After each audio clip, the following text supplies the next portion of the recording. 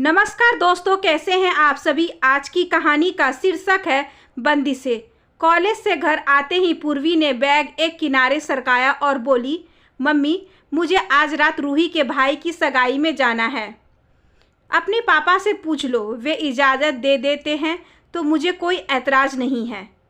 मैं आपसे पूछ रही हूँ, मेरे लिए पापा से बढ़कर आप हैं। आज मैं किसी की बात नहीं सुनूंगी। मुझे जाना है तो जाना है।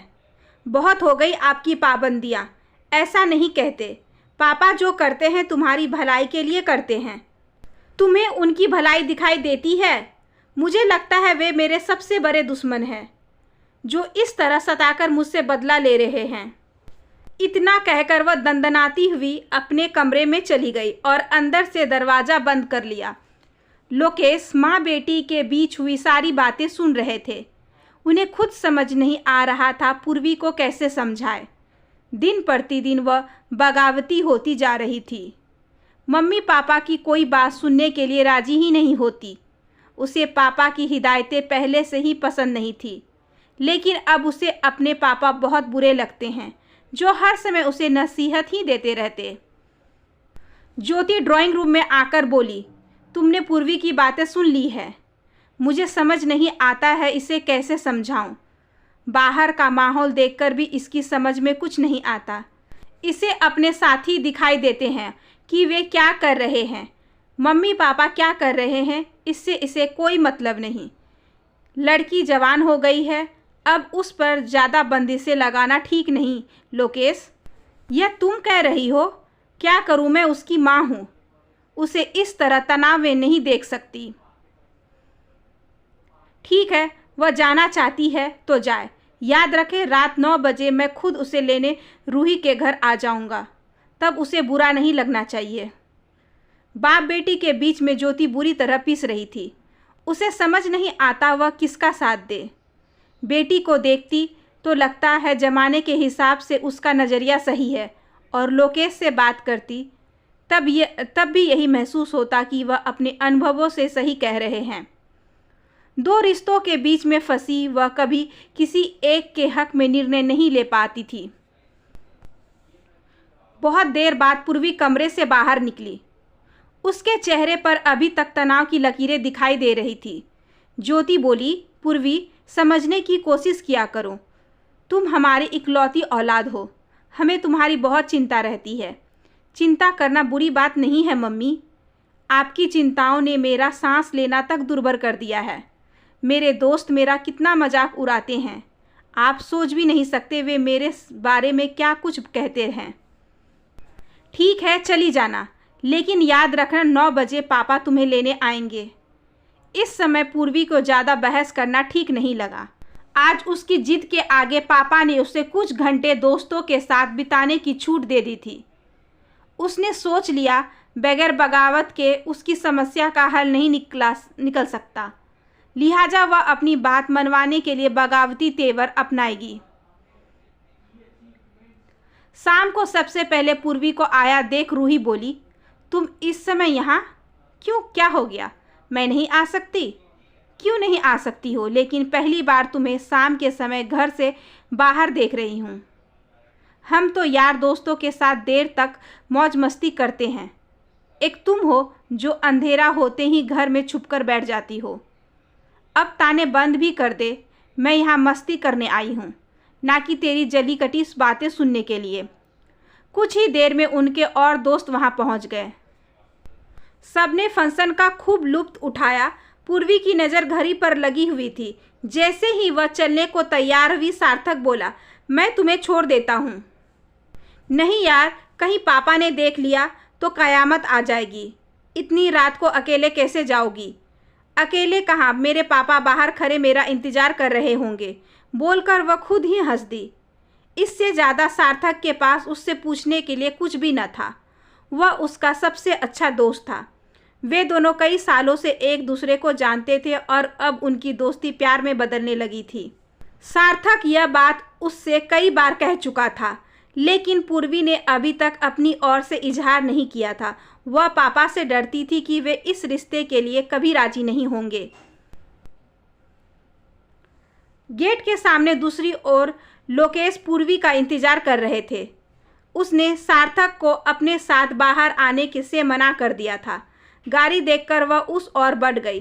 पापा ने पूछा, कैसा रहा आज का फंक्शन?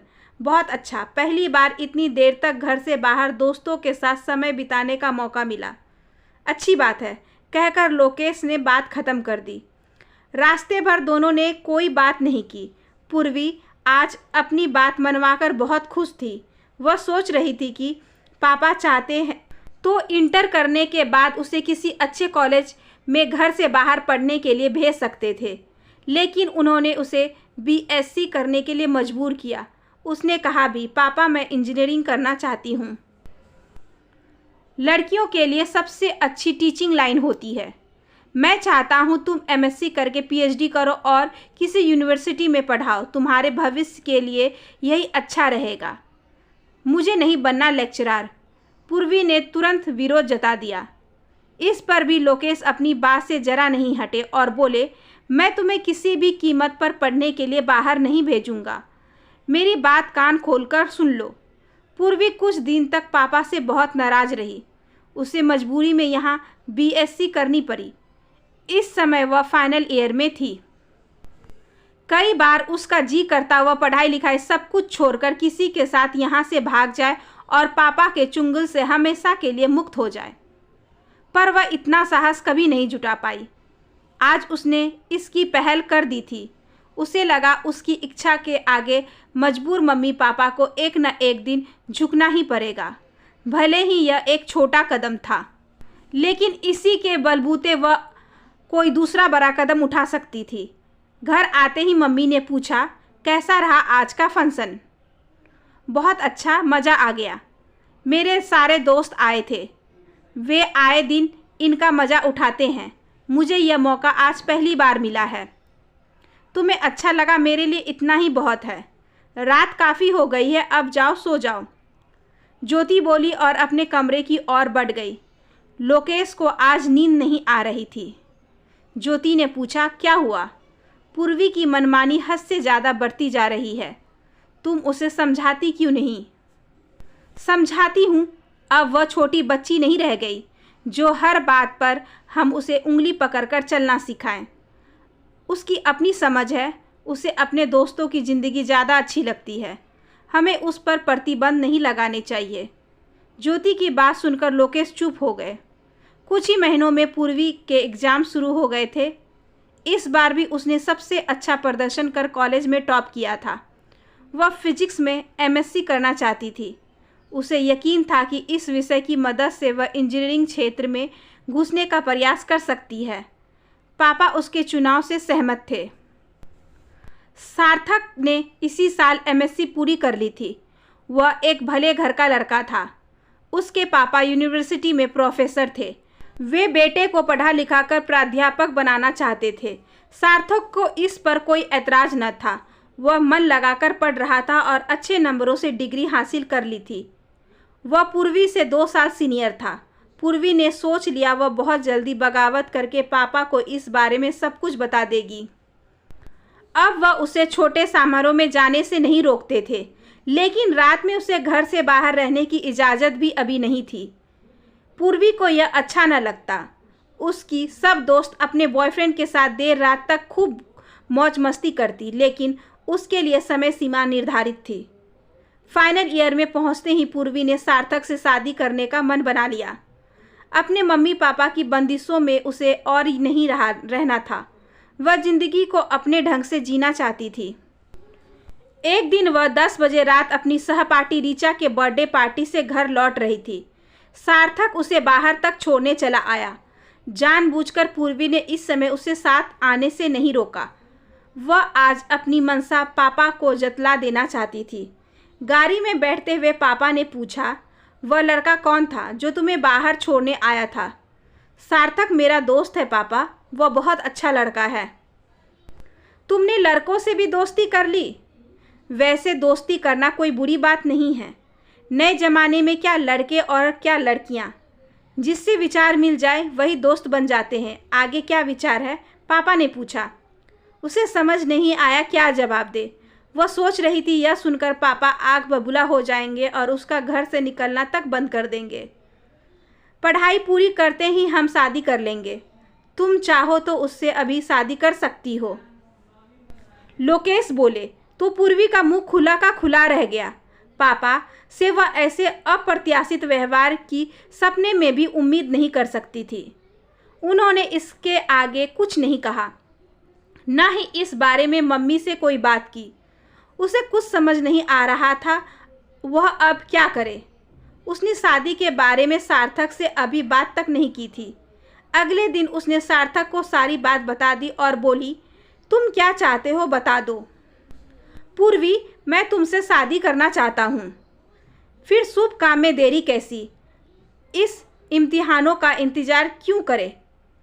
तुम चाहो तो हमारी शादी बहुत जल्दी हो सकती है। तुम्हारे पापा मान गए? हाँ, तुम्हें मेरी बात पर यकीन नहीं हुआ आ रहा है। तुम भी अपने मम्मी पापा से बात कर लो।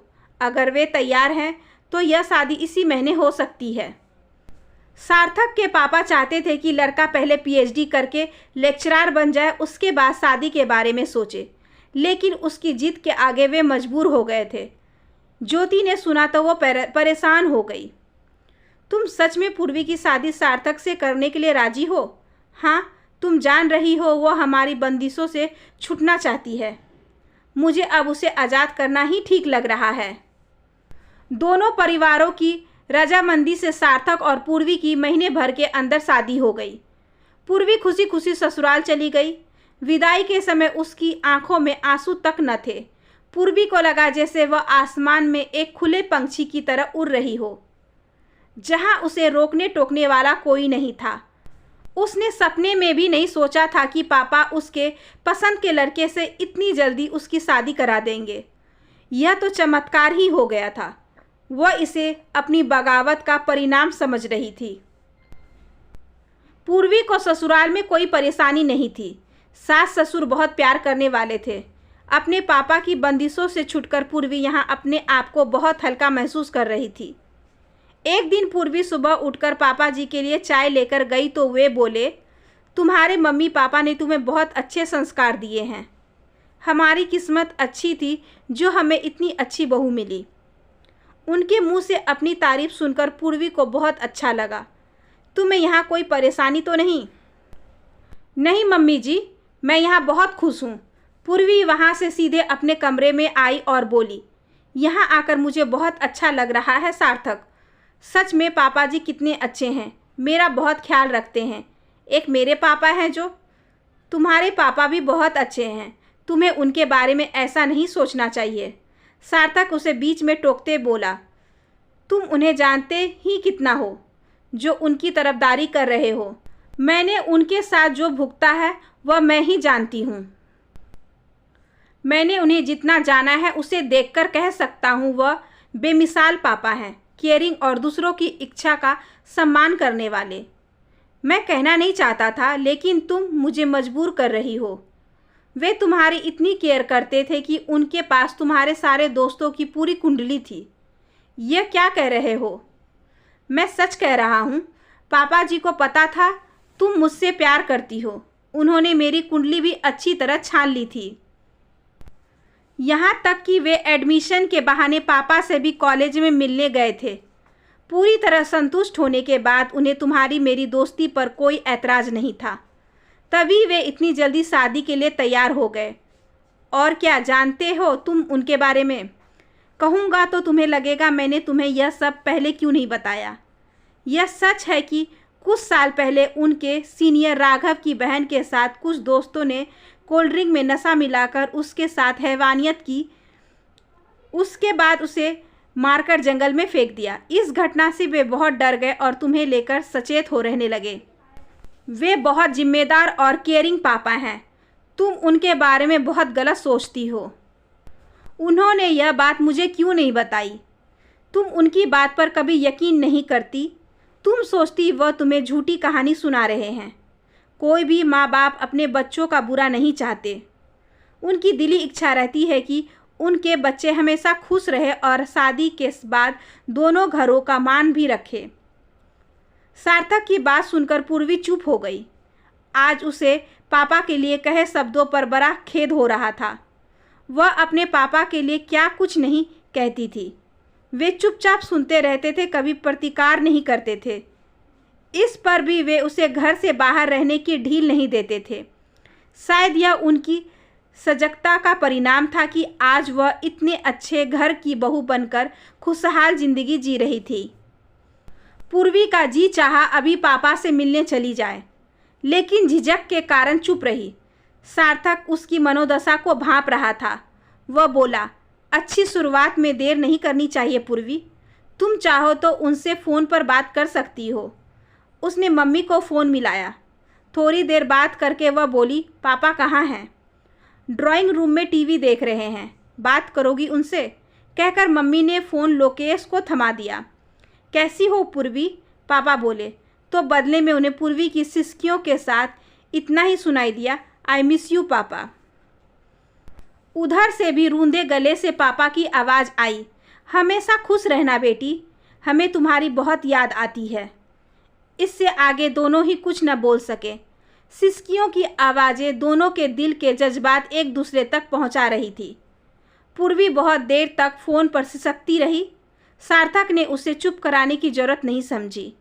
आज जी भर रो लेने के बाद पापा के प्रति उसके अंदर का सारा रोष तिरोहित हो गया था।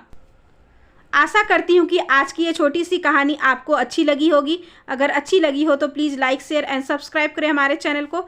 ज़्यादा से ज़्यादा शेयर करें और बेल आइकन को ज़रूर प्रेस कर लें ताकि अगली वीडियोस की नोटिफिकेशन आपके पास सबसे पहले पहुँचे। धन्यवाद।